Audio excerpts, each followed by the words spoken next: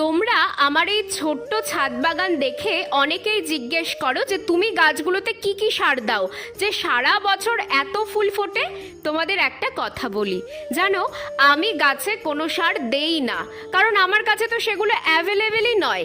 এতদিনে তোমরা বুঝেই গেছো যে গাছগুলো আমার নিজের বাচ্চার মতো, আর এদের আমি কোনো রাসায়নিক সার কীটনাশক কিছুই দেই না। যা করি সব ঘরোয়া। তারপরেও দেখো, এই এত ছোট ছোট গাছগুলোতে এত ফুল। এই ছোট্ট জবা গাছটাকে দেখো, পাতার থেকে বোধহয় ফুলই বেশি হয়েছে। কি করে এত ফুল আসে আমার গাছগুলোতে, সেই সিক্রেটটাই বলি। চলো, প্রথমেই নিয়ে নিয়েছি একটা কলা। না না, কলাটা লাগবে না, লাগবে আমার কলার খোসা। কলার খোসাতে থাকে প্রচুর পরিমাণে পটাশিয়াম, যা গাছে ফুল ও ফল আনতে খুব সাহায্য করে। এই কলার খোসাটা 2 দিন 1 লিটার জলে ভিজিয়ে রাখি, তারপর সেই জলটাই প্রতিটা গাছের মাটিতে আমি দিয়ে দেই।